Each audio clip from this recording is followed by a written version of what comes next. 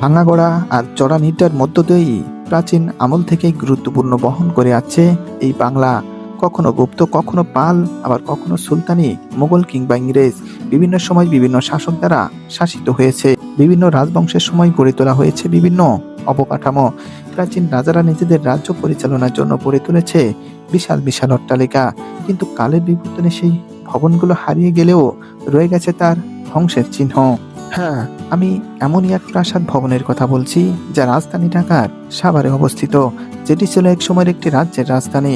ছিল অসংখ্য মানুষের কোলাহল, আর এই প্রাসাদ ভবনের ভিতরে ছিল বৌদ্ধ মন্দির। প্রায় ১৩০০ বছর পূর্বে গড়ে ওঠা প্রাসাদ ভবনটি এখন ধ্বংসের চিহ্ন বহন করছে।